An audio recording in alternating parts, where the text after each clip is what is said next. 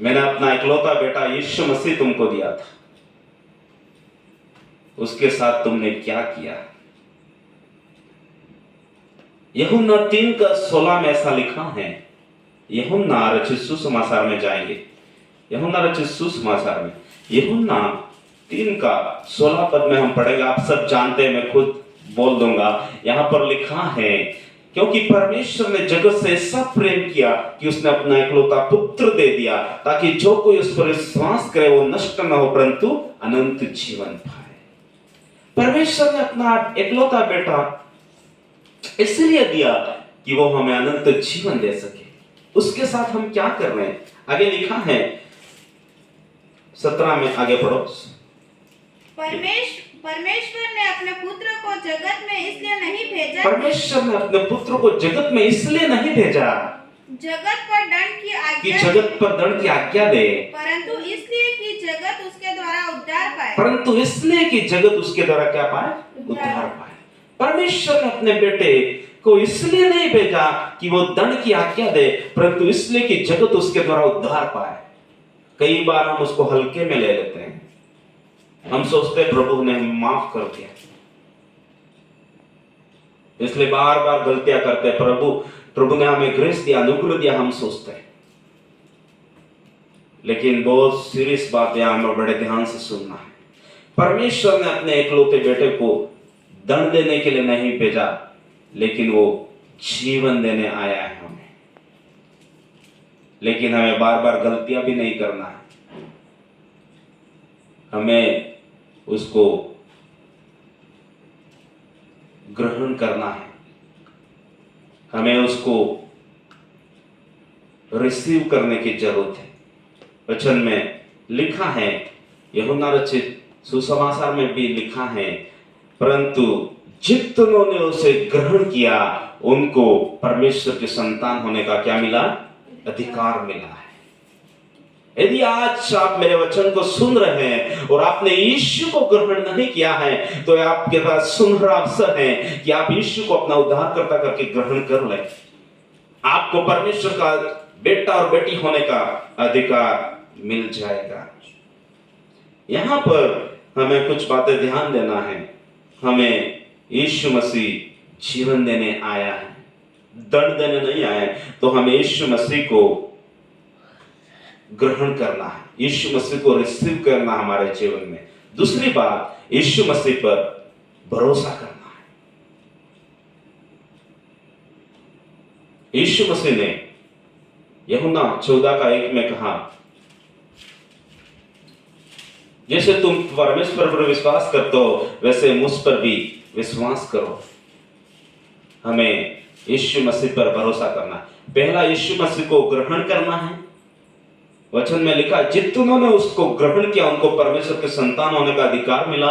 दूसरा, यीशु मसीह पर हमें भरोसा करना है, ट्रस्ट करना है, विश्वास करना है। और तीसरा, यीशु मसीह को फॉलो करना है, यीशु मसीह का अनुसरण करना है। यीशु ने जब अपनी सेवकाई शुरू किया तो कई बार लोगों को बोला, फॉलो मी, मतलब मेरा अनुसरण करो, मेरा अनुसरण करो। चेलों को भी बोला, मेरे पीछे आओ, मैं तुम्हें मनुष्यों को पकड़वाने वाला बनाऊंगा।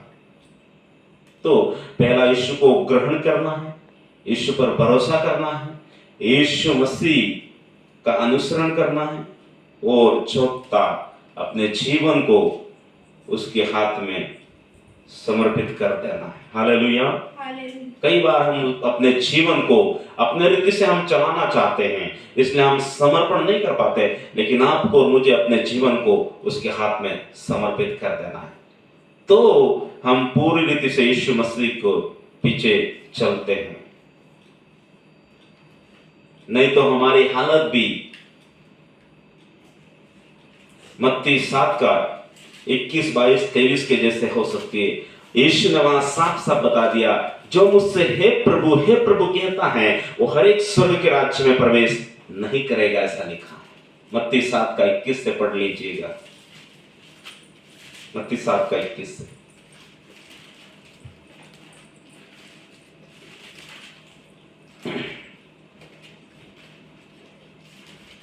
जो मुझसे है प्रभु कहता है, उनसे मैं हर एक स्वर्ग के राज्य में प्रवेश न करेगा, परंतु वही जो मेरे स्वर्गीय पिता की इच्छा पर चलता है।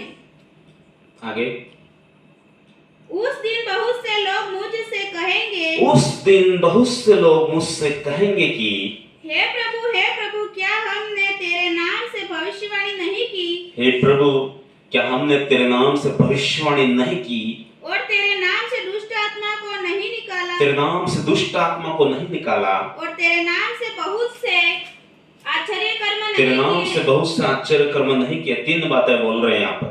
तेरे नाम से भविष्यवाणी नहीं की, तेरे नाम से दुष्ट आत्मा नहीं निकाली, तेरे नाम से आश्चर्य कर्म नहीं किए। क्या ऐसे ऐसे लोगों को भी प्रभु यीशु बोल देगा। आगे क्या लिखा है?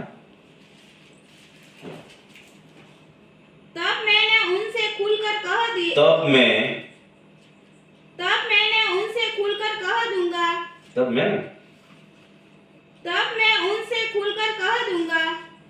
मैं उनसे खुलकर कह दूंगा, मैंने तुमको कभी नहीं जाना। मैंने तुमको कभी नहीं जाना। हे कुकर्मी करने वालों, मेरे हे पास से चले कुकर्म जाओ। करने वालों, मेरे पास से चले जाओ। यीशु साफ साफ बोल रहा है, तब मैं उस दिन में खुलकर उन्हें कह दूंगा, हे कुकर्म करने वालों, मुझसे दूर हो जाओ, मुझसे चले जाओ, मैंने तुम्हें कभी नहीं जाना।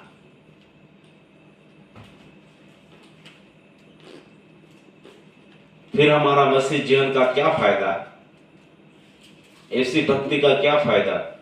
इसलिए यहां पर मैंने बताया, यीशु मसीह को सबसे पहले ग्रहण करना है, यीशु मसीह पर भरोसा करना है, यीशु मसीह का अनुसरण करना है, और यीशु मसीह के हाथ में अपने जीवन को सौंप देना है,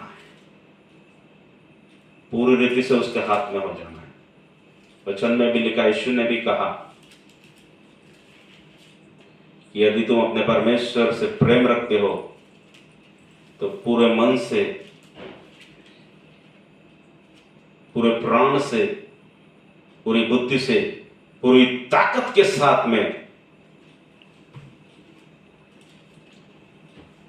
उसकी महिमा करना, उसकी आराधना करना, उससे प्रेम करने की जरूरत है। जब भी आते हैं प्रभु के पास में तो पूरे मन के साथ में आना है, पूरी प्राण के साथ में आना है, पूरी बुद्धि के साथ में, पूरी ताकत के साथ में आना है। आधे अधूरे मन से नहीं आना है, 50-50 वाला नहीं चलेगा यहाँ पर। नहीं, न्याय के दिन यीशु साफ साफ बोल देगा, जब श्वेत सिंहासन के सामने हम खड़े होंगे, वो पूरी पब्लिक के सामने, पूरे लोगों के सामने वो साफ साफ बता देगा, हे कुकर्म करने वालों, मुझसे चले जाओ, मैंने तुम्हें कभी नहीं जाना।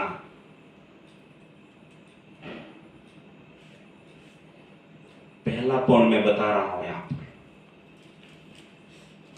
जब हम न्याय आसन के सामने खड़े होंगे तो पिता हमसे यही पूछेगा, मैंने अपने इकलौते बेटे यीशु को दिया था, तुमने उनके साथ क्या किया? आज अवसर है, अगर यीशु को आपने स्वीकार नहीं किया है तो आप खुशी खुशी यीशु को अपना पर्सनल उद्धारकर्ता करके ग्रहण कर रहे हैं, क्योंकि आज भी आपकी सांसें चल रही है, आज भी यीशु जिंदा परमेश्वर है, ओ आज भी दया का दरवाजा खुला हुआ है। ओ आज यीशु को अगर ग्रहण करते हैं तो आज ही वो आपको स्वीकार करने के लिए तैयार है। प्रभु इन वचनों द्वारा हम सभी को आशीषित करें और हम दूसरे पॉइंट में जाएंगे।